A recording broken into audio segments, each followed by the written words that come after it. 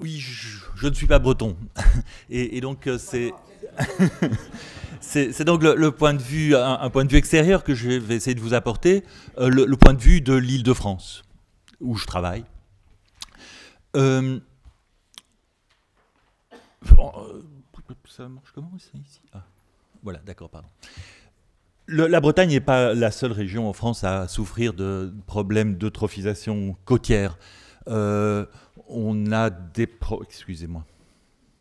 On trouve des problèmes tout à fait semblables euh, dans les côtes du Calvados, au large de l'embouchure de la Seine, ainsi que en mer du Nord, au sud de la mer du Nord, avec les accumulations de mousse de Phéocistis en baie de Seine. Ce sont surtout des proliférations d'algues non siliceuses, souvent toxiques, qui aboutissent à interdire la pêche des coquillages, des coquilles Saint-Jacques en particulier. Des problèmes donc qui ont des manifestations très différentes de celles que vous connaissez en Bretagne, mais qui sont là aussi causés par un excès d'apport d'azote par les grands fleuves qui se déversent dans ces zones. La même, euh, la même valeur seuil dont Alain Ménesgued a parlé pour les rivières bretonnes, 10 mg nitrate par litre.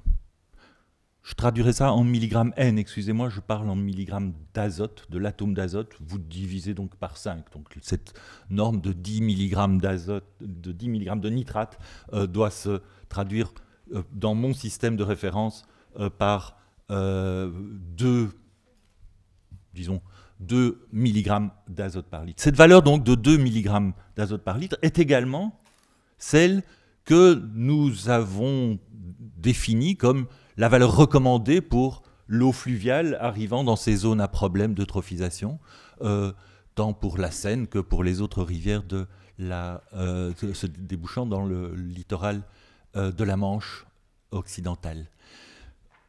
Des niveaux qui, vous le voyez, sont très largement dépassés aujourd'hui par la Seine, par la Loire, par la Vilaine également, avec une tendance qui, dans le cas de la Loire et de la Seine en tout cas, est également à l'accroissement tendanciel. On est aujourd'hui, dans la Seine, à peu près 3 fois au-dessus de cette norme, plus de 3 fois au-dessus de cette valeur qui permettrait d'éviter les proliférations d'algues non siliceuses. Pourtant, ces niveaux étaient ceux de ces rivières il y a une quarantaine d'années. On sait même, on a des mesures de concentration en nitrate dans la Seine en amont de Paris datant de la fin du XIXe siècle. Ces mesures montrent que l'agriculture de cette époque produisait effectivement une eau qui était largement en dessous de 2 mg d'azote par litre. Pourtant, l'agriculture de cette époque, dans le bassin de la Seine, nourrissait Paris. Paris, une ville qui, à la fin du XIXe siècle, faisait tout de même déjà plus de 4 millions d'habitants, était nourrie par le bassin de la Seine. Ce même bassin de la Seine, ce même territoire, nourrissait aussi Paris un siècle plus tôt d'ailleurs, à la veille de la Révolution française. On a des travaux historiques qui permettent d'affirmer cela. Paris était nourri essentiellement par l'agriculture du bassin de la Seine. Entre la fin du XVIIIe et la fin du XIXe, et même je dirais jusqu'au milieu du XXe, Paris a multiplié sa population par un facteur 10, et c'est pourtant le même territoire qui continuait à nourrir cette population. L'agriculture du bassin de la Seine s'est donc organisée, a donc évolué en fonction de cette demande urbaine qui a cru dans des proportions phénoménales. Comment a-t-elle pu le faire ? Elle a pu le faire en réalité essentiellement en développant, au cours du XIXe siècle, en remplaçant ce qui était une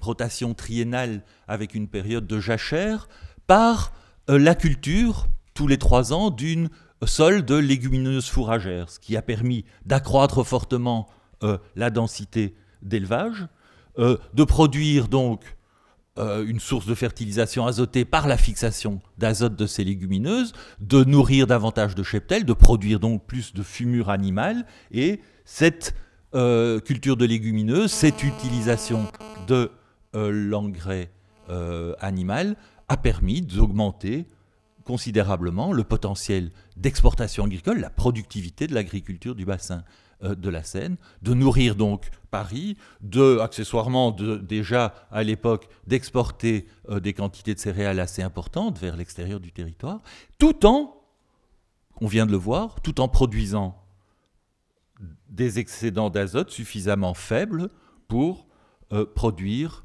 une eau sous-racinaire de qualité environnementale. L'image donc de l'agriculture de cette époque, la représentation que le monde agricole a de sa propre activité finalement, c'est bien celle d'une étroite complémentarité entre agriculture et élevage. Ce sont ces bovins qui tirent les charrettes de paille et de céréales, mais c'est ceux qui sont à l'origine de la fertilité de cette époque, de la fertilité des sols de cette région. Tout change dans la deuxième moitié du XXe siècle. Je ne vais pas vous faire l'histoire détaillée de ça, mais vous savez qu'à partir de 1950, on généralise l'utilisation des engrais de synthèse. La découverte du procédé Haber-Bosch date de quelques décennies auparavant, mais c'est à cette époque, après la guerre, qu'elle se généralise à l'agriculture. Et l'image que le monde agricole a de lui-même change à ce moment-là d'une manière diamétrale, puisque vous voyez les mêmes paysans avec les mêmes sabots, finalement appuyés sur les mêmes gerbes de blé, mais derrière, ce sont plus des animaux, ce sont des usines d'engrais chimiques. Voilà l'image de l'agriculture qui est devenue une espèce d'activité aval de l'industrie chimique lourde. C'est l'agriculture moderne, c'est l'agriculture qu'on appelle maintenant conventionnelle, qui aboutit à rompre complètement cette complémentarité agriculture-élevage qui était l'essence même de l'agriculture traditionnelle, qui aboutit à exclure totalement du centre du bassin parisien, du bassin de la Seine, donc en fait tout élevage, lequel se concentre totalement dans le Nord-Pas-de-Calais et dans, disons, le Grand Ouest, tandis que le centre du bassin parisien devient la région de céréaliculture intensive, exclusivement dédiée à cette activité. Dans le même temps, l'élevage, pour caricaturer un tout petit peu, devient une activité de transformation d'aliments importés, soit de l'étranger, soit d'autres régions françaises, pour une large part en tout cas de l'alimentation du bétail. Dans ces conditions-là, l'approvisionnement de Paris, dont je vous avais dit qu'il était traditionnellement assuré par le territoire du bassin parisien, est aujourd'hui plus étendu. On est loin de... Paris a gardé un ancrage territorial assez fort finalement, beaucoup plus fort que beaucoup de grandes métropoles de cette taille dans le monde. Mais Paris ne peut pas se nourrir entièrement sur son hinterland traditionnel, le bassin de la Seine. Par contre, toute son alimentation végétale provient de ce bassin. Mais l'essentiel des protéines animales proviennent du Nord-Pas-de-Calais et du Grand Ouest. On a donc, pour nourrir Paris, deux territoires complémentaires, le bassin de la Seine, qui produit l'essentiel de l'alimentation végétale, et le Grand Ouest et le Nord-Pas-de-Calais, qui apportent l'essentiel de l'approvisionnement en protéines animales. Comment fonctionnent ces deux territoires? Le bassin de la Seine, eh bien voilà, le bassin de la Seine, il est caractérisé par une agriculture essentiellement céréalière, essentiellement fertilisée par des engrais industriels, une très faible densité d'élevage, donc très peu d'utilisation de déjection animale, une fertilisation au contraire essentiellement chimique, produisant des rendements extrêmement élevés de céréales, dont à peine 10% servent à nourrir la population. L'essentiel du reste est exporté sur des marchés européens ou internationaux. Une exportation donc assez forte, ici exprimée en kilos d'azote par kilomètre carré par an, mais une exportation qui est artificiellement forte puisque le territoire ne parvient pas ce territoire-là ne parvient pas à assurer la totalité des besoins en protéines animales de la population et doit donc importer, en particulier de l'Ouest, des quantités importantes de produits animaux. Au rendement de la conversion des protéines végétales en protéines animales, au rendement de l'élevage, qui est de l'ordre de 17%. Quelqu'un avait parlé tout à l'heure d'un facteur 7 entre l'agriculture et la production de l'agriculture et la production de produits animaux. Bon, 17% de rendement.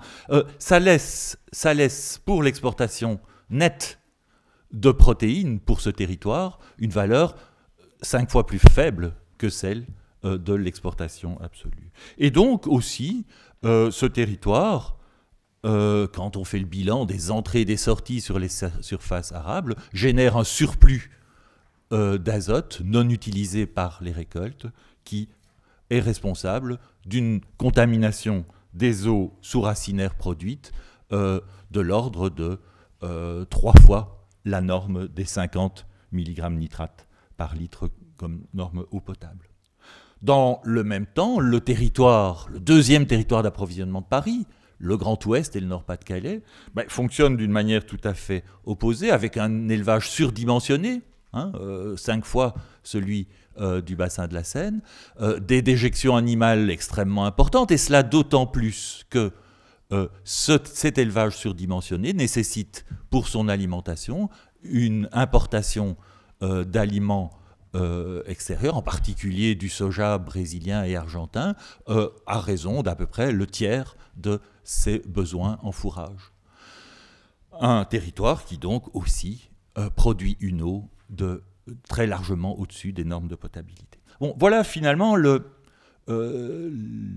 résultat en termes de fonctionnement territorial, en termes de cycle de l'azote à l'échelle de ces deux territoires, les conséquences de cette spécialisation territoriale. Alors, très rapidement, qu'est-ce qu'on peut imaginer qu'est-ce qu'on peut imaginer comme solution à cet égard en termes de mesures territoriales? Première chose, évidemment, l'agriculture raisonnée. Bon, tout d'abord, un petit rappel, le traitement des eaux usées urbaines, c'est facile, ça a été fait, ça a permis d'améliorer d'une manière substantielle le problème de la contamination des eaux de surface par le phosphore. C'est une success story liée essentiellement à des investissements sur les apports ponctuels urbains. En matière d'azote, ces investissements, ces efforts d'épuration d'eau urbaine qui ont été faits n'ont pas du tout suffi à améliorer la situation qui a empiré très largement, vous le voyez, entre 1985 et 2006. Si l'on poursuit les tendances à la hausse, c'est le scénario du pire, le scénario business as usual, le scénario du pire conduit lui à accroître la contamination des grands aquifères du bassin parisien, à continuer à accroître la concentration des rivières et donc les problèmes d'eutrophisation. Alors, qu'est-ce que les mesures agro-environnementales classiques peuvent faire à cet égard? Par mesures environnementales classiques, j'entends fertilisation raisonnée, systématisation des cultures intermédiaires pièges à azote, dont on connaît les effets bénéfiques. Bon, les simulations montrent qu'effectivement, on peut de cette manière stabiliser la situation. C'est donc bon à prendre. En aucun cas, on ne peut revenir à des niveaux de concentration dans les rivières qui soient ceux nécessaires à juguler les problèmes d'eutrophisation. Il faut donc un changement plus radical de l'agriculture. Alors on a testé, comme exemple de changement radical de l'agriculture, la généralisation de l'agriculture biologique, ou du moins d'une activité susceptible de produire une qualité d'eau sous-racinaire située entre 3 et 6 mg d'azote par litre. Ce que, dans de bonnes conditions, l'agriculture biologique est capable de faire. Alors, vous le voyez, on restaure partout une bonne qualité des eaux du réseau hydrographique, on diminue très sensiblement les problèmes d'eutrophisation et surtout, on ramène à des niveaux acceptables, quoique à des délais relativement longs, le niveau de contamination nitrique des grands aquifères. Je vais passer très vite sur les performances de l'agriculture biologique. Ceci était simplement destiné à vous montrer qu'il n'est pas absurde de penser que les grandes cultures biologiques, dans le contexte du bassin parisien, permettent effectivement de produire une eau sous-racinaire à peu près équivalente à celle qui a été utilisée dans le scénario précédent, avec des rendements sensiblement plus faibles, mais pas tellement plus faibles, puisque vous voyez que lorsque l'on porte l'exportation d'azote à l'échelle territoriale, en fonction de l'exportation d'azote intégrée sur l'ensemble des rotations, en fonction des fertilisations totales qui sont soit à base d'engrais de synthèse pour l'agriculture conventionnelle, soit à base de fixation symbiotique par les légumineuses dans l'agriculture biologique, on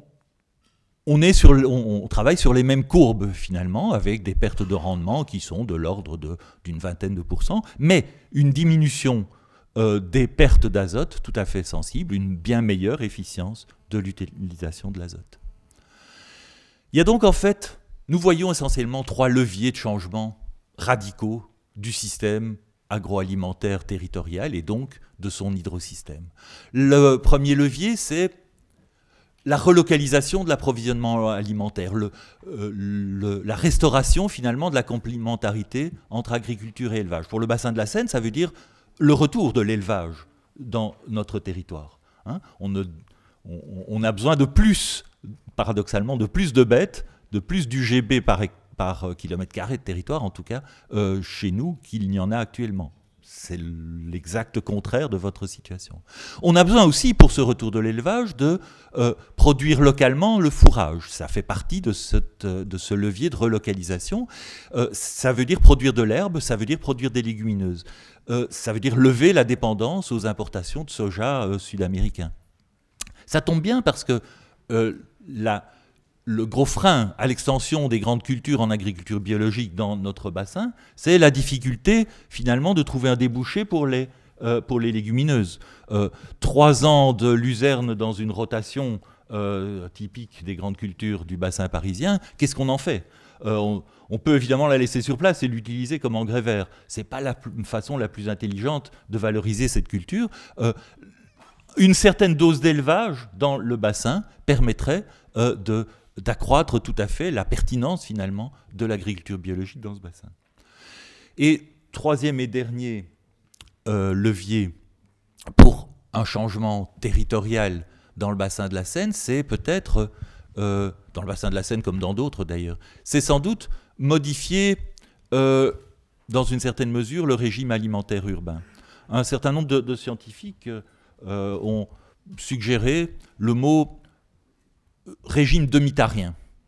Ça se construit de la même façon que végétarien, mais ce n'est pas du tout aussi radical. Demitarien, ça veut dire qu'on réduit, disons de moitié, dans les pays développés, la consommation de protéines animales au bénéfice des protéines végétales. Ça veut dire qu'en France, par exemple, ou aux États-Unis, où actuellement près de 70% de notre consommation de protéines se fait sur des protéines animales, on revient à une proportion de l'ordre de 40%, ce qui est caractéristique du régime méditerranéen dont plein de diététiciens vantent les mérites en termes de santé publique, entre parenthèses. Ça n'est pas du tout renoncer à des traditions culinaires séculaires auxquelles nous tenons, c'est simplement revenir à une certaine dose de raison dans la composition de la diète. C'est au passage d'ailleurs le régime alimentaire qui permet d'une manière équitable de répartir les ressources de la planète. Il est exclu de nourrir dans 50 ans 9 milliards d'êtres humains avec 70% de protéines animales. Il est par contre parfaitement possible de le faire avec une diète de 40% de protéines animales. Et donc voilà un scénario tout à fait utopique que nous pouvons bâtir pour le bassin parisien, un scénario dans lequel le recours à la fixation d'azote suffit à fertiliser les terres arables grâce au recours à une proportion raisonnable d'ailleurs, d'un tiers à peu près de la surface cultivée en terre arable de légumineuses, un élevage d'une densité à peu près double de ce qu'il est actuellement dans le bassin parisien. Ce cocktail, cette organisation permettrait théoriquement de nourrir, d'assurer les besoins en protéines animales et en protéines végétales de cette population qui a réduit sa consommation de produits animaux. L'intérêt de ce système est double. D'une part, il continue à exporter des céréales. la production céréalière, même diminuée, parvient encore à être largement excédentaire par rapport aux besoins de la population, pourtant extrêmement important de ce bassin. Et le caractère exportateur typique de ces meilleures terres du monde, hein, finalement, qui sont celles du bassin de la Seine, n'est pas remis en cause. Mais, de surcroît, ce système est capable de produire une eau qui respecte les normes de potabilité nécessaires. Alors voilà le scénario totalement hypothétique, l'horizon que nous essayons de faire miroiter aux décideurs dans le bassin de la Seine. Je pense que la région Bretagne pourrait aussi réfléchir à ce type de scénario, et que la Bretagne a peut-être un meilleur horizon pour son agriculture que la recherche permanente de débouchés de plus en plus lointains pour écouler une production animale de plus en plus abondante. Je vous remercie. Merci.